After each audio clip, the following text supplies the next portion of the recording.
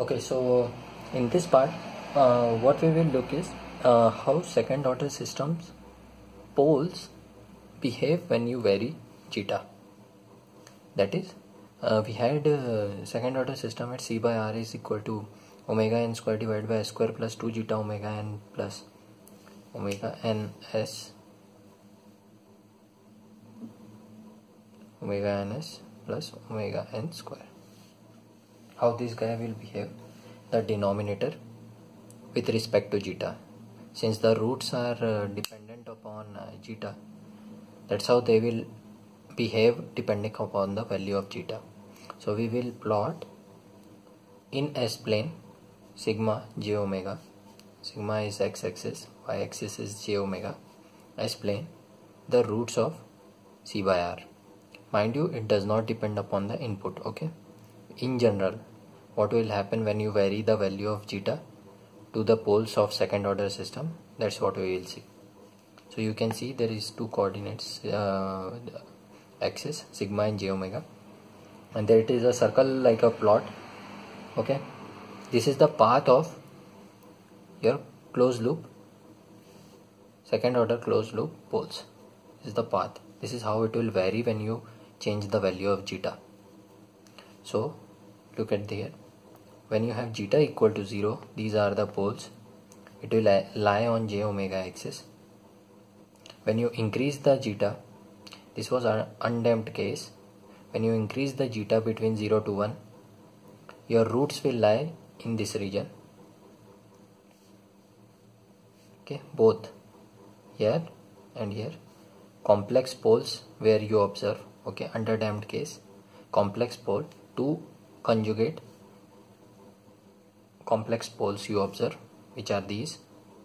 If you want to see the values, real part will be minus zeta omega n, complex value will be j omega n under root 1 minus zeta square minus j omega n under root 1 minus zeta square.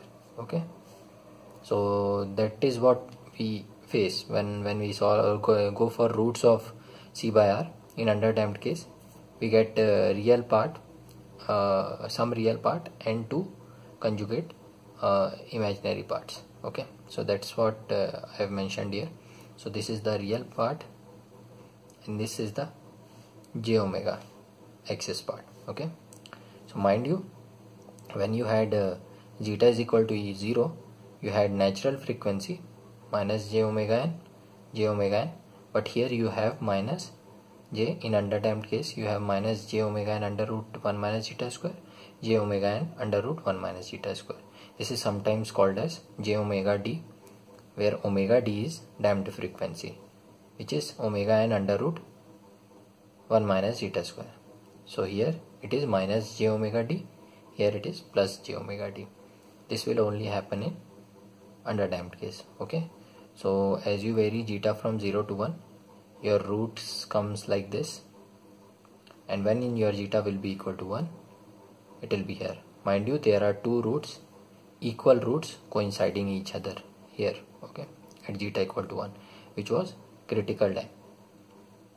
So here also your roots will be real, since it is in sigma axis and there is no j omega coordinate, that's why it's purely real. Then you increase the value of zeta from 1 greater than 1, then overdamped case will come, where the roots will like this. In real axis, j omega axis, in real axis both the roots will lie, but they are not equal. Okay, here in critical time they are equal as well as they are real, but here they are unequal but real. So that is how your closed loop poles will behave when you change the value of zeta from 0 to greater than 1. All the four cases that we saw. Similarly, if you go in the negative direction, that is from 0 to minus 1 and beyond minus 1, your circle will be in this direction. So when your zeta will be 0 to minus 1, then this plot will be there. Zeta equal to 0 will be same, but zeta equal to 0 to minus 1 will be like this. So your roots will like this as soon as you increase the value of zeta from 0 to -1, like 0, 0.1, 0.2, 5, 6, 7, 8, -1, like this. And when your zeta will be -1, it will be critical damped here at this point, and then separate at zeta greater than -1. Same scenario will happen, but on this side. So we are more focused on this side because it's our stable region. So that's how it will behave. You should be able to see that, visualize that. That's in S plane.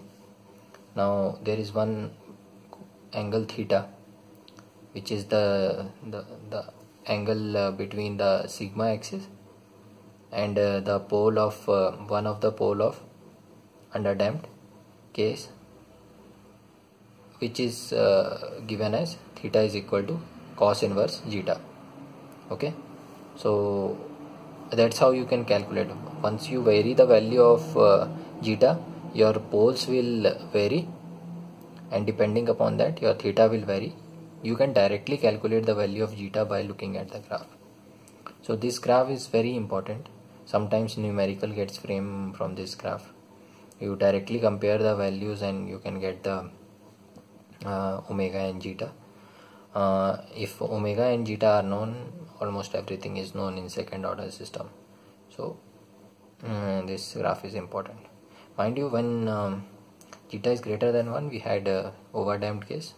The roots were looking like minus zeta omega n plus minus omega n under root 1 minus zeta square.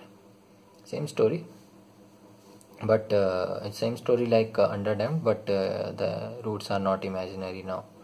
It is real and unequal. Okay, so whatever we have seen in derivation, it is kind of a picture where you can put everything, visualize. So that's how second order system poles will behave in spite of what is the input.